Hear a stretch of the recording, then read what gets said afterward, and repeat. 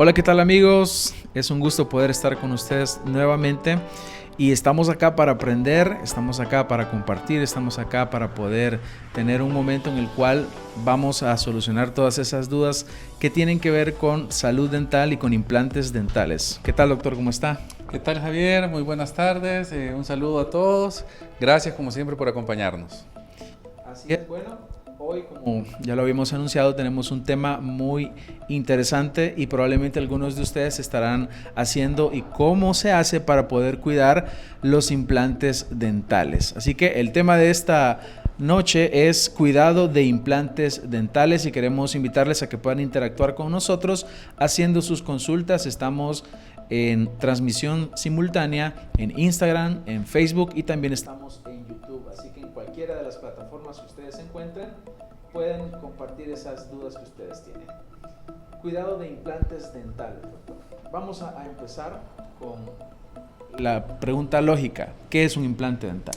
Bueno, como lo hemos platicado ya en otras ocasiones, ¿verdad? Un implante dental, y eso es como siempre hacemos la diferenciación entre el implante y otro tipo de prótesis, otro tipo de tratamientos dentales, pues el implante es básicamente, en términos muy simples, es un pequeño tornillo, ¿verdad? O algo muy parecido a un tornillo que está hecho de aleaciones de titanio y que utilizamos para conectar o lo anclamos, por así decirlo, al hueso maxilar, ya sea el maxilar inferior, como es la mandíbula, o bien al maxilar superior, en aquellas áreas donde hemos perdido dientes, donde se han perdido por completo piezas dentales. Entonces ahí el implante sirve básicamente como una raíz artificial a la que luego le vamos a poner una corona protésica, o si son varios implantes, pues les vamos a hacer una prótesis dental fija o removible, según el caso, de igual manera, con lo cual vamos a rehabilitar la función y la estética de la masticación y el aspecto, ¿verdad?, facial. Quiere decir, doctor, que entonces en sí el implante es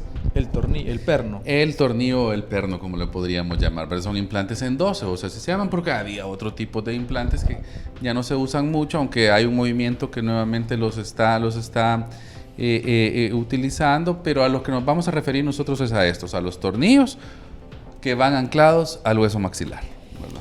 Cuando generalmente se hace publicidad al respecto, doctor, y las personas ven cómo se introduce en el hueso, la pregunta es, ¿todo eso, ese resultado lo vamos a tener rápido? ¿Vamos a esperar?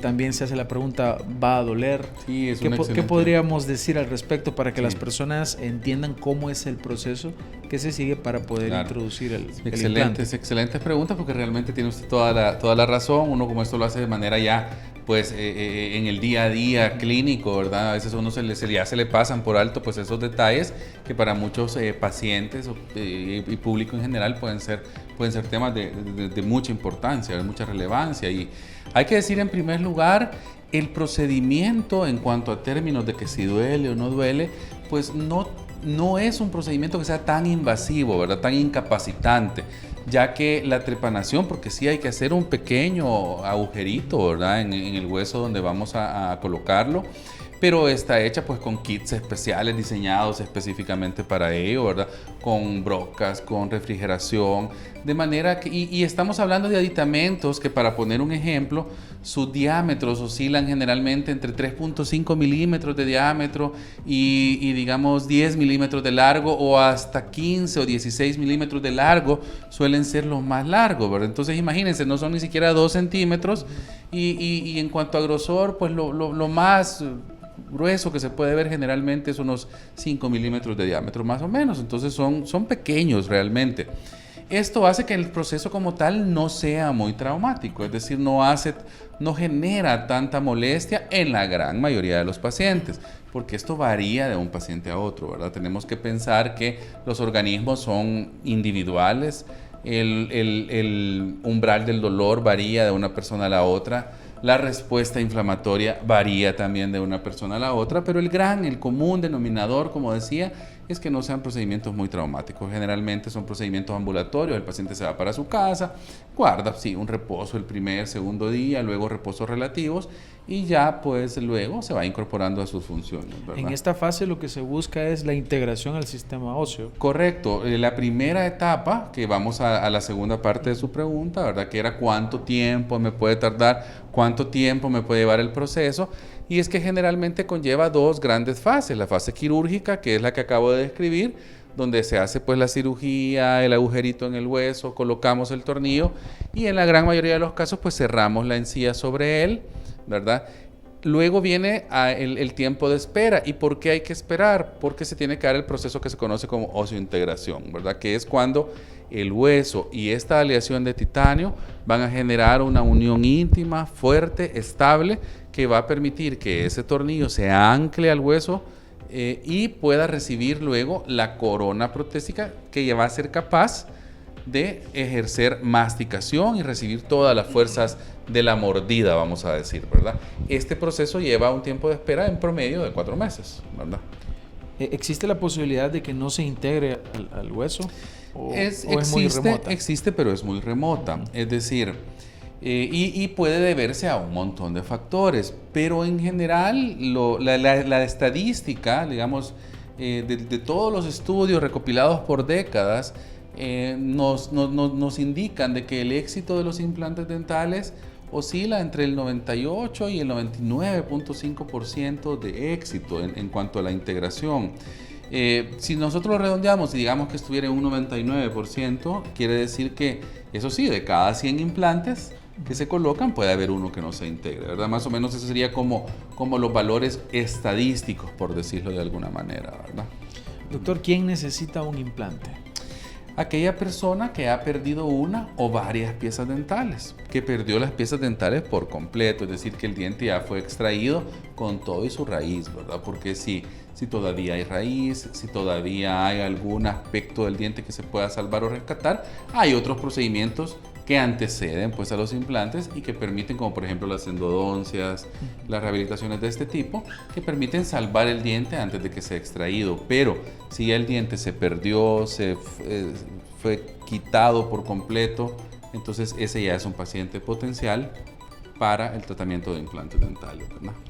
Ok, doctor, ¿y existe alguna edad entre los cuales se puede decir que ahí sí se puede colocar, Sí, o no se puede colocar? Principalmente es un rango inferior, ¿verdad? En el sentido de que lo mejor es esperar en varones a los 18 años y en mujeres a los 17 ya se puede considerar algunas veces candidata a una paciente a colocarle un implante. Casi siempre el rango de los 18 años viene siendo la norma en la cual, como el piso inferior en cuanto a edad.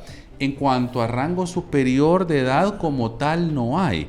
Ahí ya depende mucho de la condición sistémica del paciente, ¿verdad? Puede ser una persona de 85 años, pero si sus condiciones generales están bien, entonces puede ser candidata al tratamiento con implantes dentales, ¿verdad? Ahora, la parte del hueso donde va a introducirse el implante, ¿hay un estudio previo que usted hace para poder determinar si la persona no tiene mucho desgaste o qué acciones tomar? Sí, lo más común actualmente, digamos que se está volviendo casi protocolo ya, ¿verdad? Es hacer un estudio tomográfico, ¿verdad? Tomamos una tomografía de rayo de cono para ver el volumen del hueso, ciertamente, la topografía del hueso, y así poder determinar si el paciente es candidato de una vez al implante o si hay que hacer algún tipo de regeneración de hueso primero. Son muy raros los casos donde ya se le tiene que decir a un paciente, no, la verdad es que aquí pues sí, no, hay que pensar mejor en otras opciones. Y lo que pasa es que a veces pueden haber procesos de regeneración de hueso que ya sean demasiado extensos o poco predecibles, y hay que ver también si el paciente está dispuesto a pasar por todo ello cuando de veras se le tiene que decir que puede no ser candidato, pero son casos muy raros. La gran mayoría de los pacientes o son aptos o se pueden llevar a ser aptos por medio de regeneración ósea, ¿verdad? O sea, injertos de hueso y otras técnicas que se ocupan y con las que se alcanzan objetivos bastante buenos, ¿verdad? Usted hablaba acerca de aspectos sistémicos, ahí entran varias enfermedades, por ejemplo la diabetes, que es una enfermedad muy común. Correcto. ¿Un diabético pudiese tener un implante? La diabetes como tal no es una contraindicación absoluta, es decir, en términos estrictos sí se puede tratar a un paciente diabético con implantes dentales, pero tiene que ser igual, ¿verdad? Un paciente bien controlado de su condición y que nosotros podamos ver que el pronóstico es favorable, es decir, que sea un paciente colaborador, que tenga buena higiene bucal, que se cuide mucho su condición sistémica, es decir, no solo es tomarse la la píldora, ¿verdad? Exacto, la píldora o los medicamentos que el doctor le ha dejado, sino que tiene que ser una persona que realmente haya tenido un cambio de conducta en su vida al conocer que tiene esta condición, es decir, que tenga una dieta balanceada, que haga ejercicio moderado. Entonces, todos estos factores nos van diciendo de que sí, es un potencial paciente, y que no fume, por supuesto, ¿verdad? Es un paciente potencial para ser tratado con implantes, pero si nos vamos al otro extremo, si es un paciente diabético que está en los rangos superiores o con valores de glicemia o de azúcar, pues, ¿verdad? Elevados, y que le cuesta siempre controlarla, que no es disciplinado con su dieta y que no es disciplinado con el control de peso, etcétera, pues entonces no valdría la pena, porque el rango de fracaso ya se eleva mucho. Y realmente en un paciente así los implantes dentales debería ser una de las menores cosas por las que debería preocuparse, porque una diabetes no controlada es muy peligrosa, ¿verdad? Tenemos aquí un comentario. Fernando Medrano nos dice: hola, tengo muchos faltantes molares, ¿qué puedo hacer? Sí, bueno, lo primero es una consulta, ¿verdad? Que tiene que buscar consulta profesional para ver qué líneas de acción son las más adecuadas. Ahí ya se tienen que considerar diferentes opciones, su condición del hueso, qué piezas son las que faltan, presupuesto de ver qué línea de acción se pueden tomar dependiendo, porque hay toda una serie de posibilidades en términos de rehabilitación protésica, odontológica, ¿verdad? De manera que, pues eso es lo primero, ¿verdad? Tiene que consultar, ¿verdad? Bueno, y aprovechamos, ya que estamos hablando de consultar, ustedes pueden hacer su cita al 7868-8833 o también al número fijo 2264-1200. La ubicación de Dental SB es en Avenida Masferrer Norte y Séptima Calle Poniente, Plaza Barcelona, local 23 y 24 en San Salvador. Ahora sí, doctor, vamos ya directamente a esta parte del tema. ¿Cómo entonces se cuidan los implantes dentales? Porque cualquier persona puede decir, bueno, es un implante, es algo artificial, no tengo que cuidarlo. Sí, lamentablemente existe a veces esta forma de pensar y es errónea, ¿verdad? Pensemos lo siguiente, el implante dental actualmente es como la última línea de rehabilitación con la que la odontología cuenta, ¿verdad? Es decir, cuando ya no hay otra cosa por hacer porque los dientes ya se perdieron, entonces los implantes dentales han venido a resolver en gran medida pues este vacío, ¿verdad? de rehabilitación. Sin embargo, no significa que ellos no sean susceptibles de enfermarse o de perderse, incluso aún cuando el tratamiento ya fue exitoso de primera mano. ¿Por qué? Porque recordemos, en primer lugar, que están rodeados por tejidos vivos, ¿verdad? Los implantes dentales están insertados en hueso, que es un tejido vivo, están rodeados por encía y tejido conectivo, que son tejidos vivos, ¿verdad? Y si estos tejidos vivos se enferman, pues el implante va a perder estabilidad, va a perder hueso, se puede terminar incluso perdiendo, cayendo, aflojando, soltando, ¿verdad? Y eso en términos estrictamente hablando de dónde está anclado. Luego hay otros cuidados también que es importante mencionar. ¿Por qué? Porque los implantes, al estar el tornillo anclado en el hueso, se pierden un poquito del reflejo tangioceptivo, propioceptivo que tenemos en los dientes naturales, ¿verdad? Por ejemplo, si nosotros estamos comiendo y de repente mordemos accidentalmente un huesito o una piedrita que pueda estar en la comida, inmediatamente sentimos como un rebote, ¿verdad? Hay un acto reflejo que nos avisa y nosotros abrimos inmediatamente en nuestra boca porque sentimos ese estímulo, ¿verdad? Nos puede ser que nos duela, nos sorprende, nos asusta. Eso se debe a que los dientes están insertados, rodeados por una membrana que se llama el ligamento periodontal y que es el responsable de darnos esa respuesta neural, ¿verdad? Ese acto reflejo. Los implantes dentales no tienen esto. Entonces, si un paciente sobre todo tiene implante dental arriba e implante dental abajo y están masticando entre sí, él no tiene el reflejo propioceptivo, tangioceptivo y puede incluso morder una piedrita y fracturar sus prótesis dentales. Su corona, su cerámica, su circonio, al no darse cuenta que está haciendo una fuerza muy grande. Entonces es una de las cosas con las que hay que tener cuidado y de las que ya vamos a ir desarrollando y vamos a ir hablando ahorita, ¿verdad? Entrando en materia de cómo se cuidan estos implantes. Ok, doctor. Entonces podremos decir que depende la durabilidad de un implante, va a depender de esos cuidados. específicamente. Sí, entre otras cosas, yo diría que son 3 cosas fundamentales. Y si quiere luego las vamos desarrollando una por una. La primera y más importante es de mantener la zona higiénica, ¿verdad? De que la zona se mantenga limpia y saludable para evitar procesos inflamatorios que afecten a la encía y al hueso. Esa sería la primera y más importante quizás. La segunda es justamente eso, tener los cuidados al morder, los cuidados oclusales, es decir, que el paciente esté consciente de que es una prótesis dental y que se puede fracturar ante fuerzas que vayan más allá de la resistencia de los materiales, ¿verdad? Las cerámicas, el circonio son muy resistentes, el metal son muy resistentes, pero tienen evidentemente su límite, su margen de resistencia, y la cantidad de fuerza que nosotros hacemos en la mordida es tremendamente grande. Entonces hay que tener cuidado, obviamente usar pues las prótesis para lo que son, para alimentos, ¿verdad? Para evitar potenciales fracturas. Y quizás un tercer punto también que es el muy importante, es el cuidado de la salud en general, porque lo mismo, ¿verdad? Una persona que puede recibir su tratamiento con implantes dentales, todo fue exitoso, pero si desarrolla diabetes, por ejemplo, ¿verdad? Y la diabetes no está controlada, pues esto puede terminar afectando a esos tejidos que soportan o rodean al implante y complicar el éxito del mismo en el mediano y largo plazo, ¿verdad? Ok, doctor. Bueno, entonces, ¿cuáles serían los consejos que usted le daría a una persona que ya tiene implantes dentales para su cuidado? El primero, tiene que ser muy cuidadoso con su higiene bucal, ¿verdad?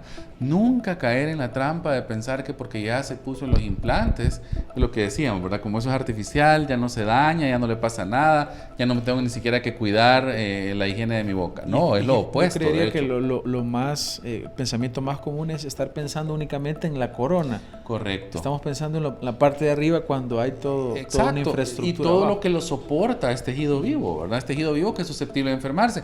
Es cierto que no se le puede, o sea, es decir, vamos a ver, lo que pasa es que muchas veces se cree que la caries dental es el único enemigo de la dentición, ¿verdad? Entonces, claro, obviamente a una corona cerámica no le puede dar caries dental, eso está claro. Pero, como decíamos, al estar soportado el implante por tejidos vitales, sí son susceptibles estos tejidos de inflamarse y de enfermarse. De hecho, hay una patología, ¿verdad?, que se llama periimplantitis y es la responsable de la pérdida de implantes dentales que han sido exitosos al inicio y durante muchos años. Pero cuando la periimplantitis se desarrolla, puede terminar haciendo que un implante se pierda, ¿verdad? ¿Por qué se da la periimplantitis? Por inflamación, principalmente por descuidos en la higiene, cuando las bacterias colonizan ese tejido blando, esa encía que rodea el implante, se inflama, las bacterias empiezan a generar colonización ahí, empiezan a producir un proceso parecido a la enfermedad periodontal. ¿Por qué? Porque se van acumulando entre la encía y el implante. Lógicamente, entonces, al irse profundizando, el hueso que está soportando al implante se empieza a ver afectado por la presencia de esas bacterias, termina reabsorbiéndose o destruyéndose, empieza a descubrir las roscas del implante internamente y entonces se forma todo un círculo vicioso ya, porque al quedar expuestas las roscas del implante, que generalmente tienen cierta rugosidad, pues ya estas también se vuelven reservorio de bacterias y el cuadro se va volviendo cada vez más complejo, ¿verdad? Por eso la higiene es importantísima, hilo dental, cepillado y agregado también las visitas periódicas a su profesional para que le hagan una profilaxis, una limpieza dental profesional.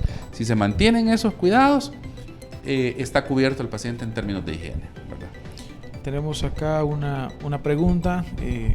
Campos Ardón dice, tengo una pregunta, ¿cuánto tiempo debe pasar para ya no sentir sensibilidad después de poner carillas? Sensibilidad a tomar cosas calientes y heladas. Muy bien, es una pregunta de un tema diferente, pero la vamos a responder con mucho gusto.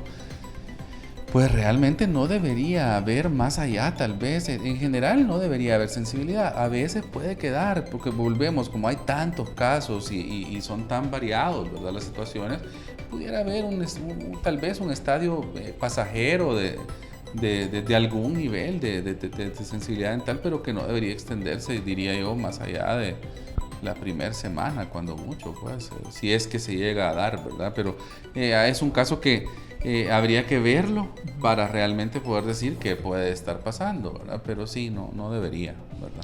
Doctor, el desgaste que se hace en la pieza para poner las carillas... Una carilla. No necesariamente tendría que provocar esa sensibilidad. No necesariamente, porque es algo muy conservador, ¿verdad? Y es bastante más superficial. Correcto. Generalmente incluso se pretende o se intenta en la mayoría de los casos dejar la preparación a nivel de esmalte, ¿verdad? Entonces, y ya luego la técnica adhesiva que se ocupa para cementar la carilla, pues también produce un sellado en la zona que protege de todo eso, ¿verdad? Entonces, en la gran mayoría de los casos no debería haber sensibilidad postoperatoria. Sin embargo, no podemos ser absolutistas en este tipo de cosas, más de algún caso por lo que hablábamos, ¿verdad? Por las condiciones propias del paciente, por el umbral del dolor del paciente y otros factores que pueden estar asociados.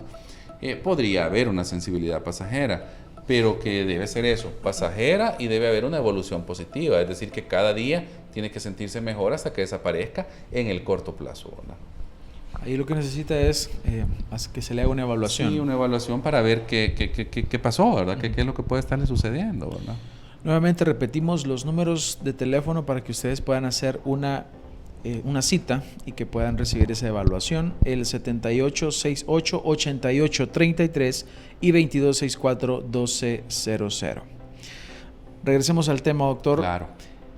¿Son para siempre? Esa es una excelente pregunta, ¿verdad? La verdad es que yo, como les digo pues a mis pacientes cuando lo platicamos, ¿verdad? No se puede decir que sean para siempre. Es que realmente, imagínense, pensemos que los dientes no descansan, ¿verdad? O sea, nosotros los utilizamos diariamente, varias veces al día, los sometemos a grandes fuerzas, a presiones, etcétera.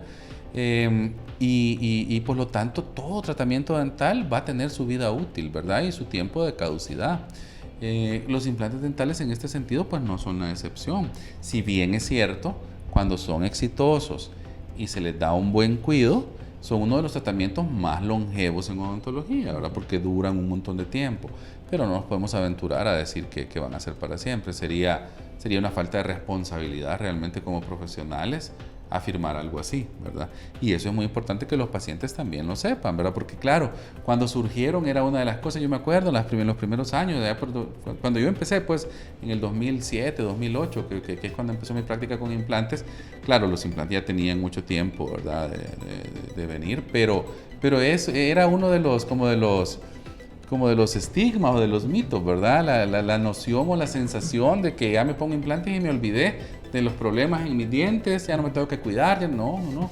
De hecho, lo contrario, recordemos que esto es, al fin y al cabo, un tratamiento rehabilitador, ¿verdad? De rehabilitación, es decir, si un paciente perdió sus dientes naturales por descuido, por mala higiene, y cree que ahora se va a poner los implantes y no va a modificar esos hábitos que lo llevaron a perder sus dientes naturales, pues va a terminar perdiendo sus implantes. Es más, probablemente no debería ser un paciente candidato para implantes si no estamos pues conscientes de que ha modificado ese tipo de cosas. Y eso nos lleva a otro punto, ¿verdad? El cuidado. Ya hablamos de la higiene. Yo hablé también de los cuidados al morder, ¿verdad? Que las prótesis no debemos pensar que son irrompibles o no, tienen sus márgenes de resistencia. Tenemos que usar las prótesis que van sobre implantes exclusivamente para masticar alimentos, ¿verdad? Y siempre con los cuidados del sentido común. Una cosa muy importante es que no hemos mencionado es el tema de que los pacientes tienen que evitar fumar o dejar de fumar, porque el tabaco sí es gravísimo, ¿verdad? Hace mucho daño a los implantes en cualquier momento del plan, es decir, desde que afecta el hábito de fumar, desde que un implante pueda no integrarse, por ejemplo, o un implante ya integrado, si el paciente sigue fumando o incrementa su hábito de fumar, pues va a terminar inflamando los tejidos que lo rodean y va a poder terminar perdiendo los implantes o generando problemas de periimplantitis que van a necesitar pues tratamientos más adelante, porque esa es otra cosa. Cuando un paciente tiene periimplantitis y el paciente empieza a perder hueso alrededor de los implantes, muchas veces hay que hacerle tratamientos, hay que hacerle cirugía, limpiar ese implante, injertarle hueso alrededor del implante. Algunas veces las prótesis tienen que ser removidas y solo dejar el tornillo, injertar hueso, limpiar y cerrar. O sea, hay que tener en mente que eso puede pasar ante ante problemas o complicaciones, ya sea de salud, de mala higiene, etcétera. Entonces los implantes se tienen que cuidar, se pueden enfermar, sobre todo los tejidos pues, que los rodean, y pueden complicar el cuadro, ¿verdad? Fumar es gravísimo. ¿Y qué tal de la bebida? ¿El alcohol afecta? El alcohol afecta, pero menos. Es decir, lo que pasa es que también hay que tomar en cuenta, es decir, el consumo moderado, pues no le va a producir ningún daño, pero ya un problema de alcoholismo, ahí sí, un problema de alcoholismo es gravísimo, porque no solo afecta a los dientes, sino que va produciendo un deterioro sistémico en todo el cuerpo que eventualmente afecta a los tejidos periodontales. Lo que pasa es que los tejidos que soportan al diente, la encía, el hueso, etcétera, pero esos tejidos que rodean al diente son tejidos que dependen mucho su estabilidad de la salud general de las personas. Por eso en la diabetes se afectan tanto. Porque pensemos una cosa, es un ambiente inhóspito, es un ambiente sucio, vamos a decir, porque nosotros comemos, a veces no nos lavamos los dientes inmediatamente, los restos alimenticios que quedan ahí se empiezan a deteriorar después de un tiempo, las bacterias, exactamente, a descomponer, las bacterias que habitan ahí empiezan a aprovecharse de eso, empiezan a colonizar, a reproducirse. Lo que pasa es que cuando nosotros tenemos un sistema inmunológico sano, un organismo vigoroso, bueno, estable, él mismo se encarga de mantener ese equilibrio, ¿verdad? Nosotros obviamente con nuestra higiene bucal lo que hacemos es ayudarle, reducimos la población bacteriana, etcétera, pero es un ambiente que es muy difícil de mantener en equilibrio. Entonces cuando el equilibrio se rompe, por ejemplo por un problema de alcoholismo, pensemos que una persona alcohólica va a ser casi imposible que mantenga buenos hábitos de higiene bucal, ¿verdad? Entonces le sumamos el problema de la higiene bucal a los problemas sistémicos que va desarrollando, porque obviamente ya tiene problemas de hígado, problemas de otro tipo, entonces ya su organismo no funciona bien y por ende todo esto se va a ver afectado, ¿verdad? Estamos hablando ya de alcoholismo principalmente. Como decía, un consumo moderado no debería producir mayor daño, más allá del riesgo de los traumatismos, pues que si alguien se pasa de tragos, obviamente ya sabemos que se puede caer, se puede golpear, se puede accidentar, entonces ese es uno de los riesgos asociados, ¿verdad? El traumatismo, pero básicamente serían eso, ¿verdad? En ese sentido el tabaco sí es mucho más dañino. Doctor, hace un tiempo yo recuerdo haber visto una imagen de donde presentaban un antes y un después de personas que consumían drogas. Sí. Y algo que noté bastante es que todos ellos tenían un daño bien severo en sus dientes. Claro. Ahora, ¿eso se debe principalmente a su higiene o es una reacción de las dos cosas? A las dos cosas, sí. Realmente es, en primer lugar, porque son personas que se vuelven muy descuidadas con su vida, ¿verdad? Es decir, es una consecuencia lógica de la drogadicción, ¿verdad? Ya no pueden tener los cuidados habituales, pues que una persona que no padezca de la farmacodependencia tiene, ¿verdad? Entonces, obviamente no se van a cepillar sus dientes, no se alimentan bien, empiezan a tener problemas de otro tipo, desnutriciones, en algunos casos desnutriciones severas. Y un paciente desnutrido, uno de sus primeros síntomas va a ser también problemas en sus dientes, por lo que hablábamos, porque al no estar bien nutrido, nuestro sistema inmunológico, nuestro sistema de defensa ya no trabaja igual. Y siendo la cavidad bucal, como decíamos, un ambiente inhóspito, un ambiente difícil, donde hay muchas bacterias y que nosotros comemos, ¿verdad? Entonces nunca lo dejamos descansar.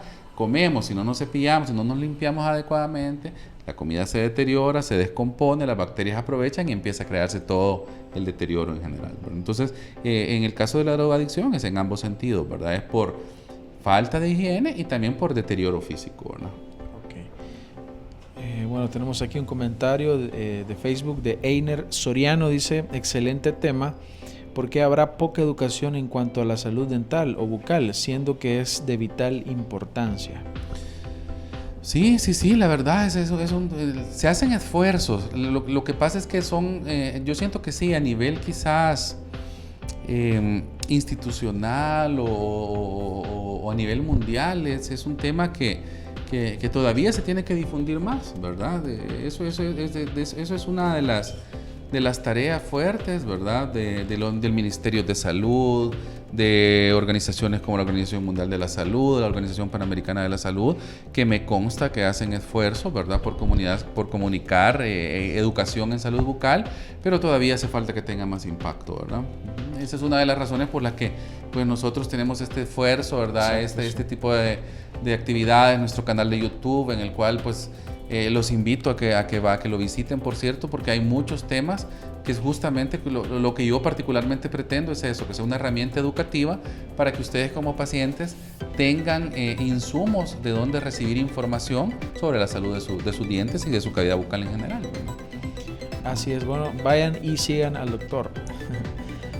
Bueno, finalizamos, vemos que no hay más consultas. Me gustaría, doctor, que pudiese dar tal vez algunas últimas palabras y consejos para las personas que están viendo esta como una opción para rehabilitar alguna pieza que han perdido y al mismo tiempo personas que ya tengan su implante dental para que lo puedan cuidar. ¿Cómo no? Claro.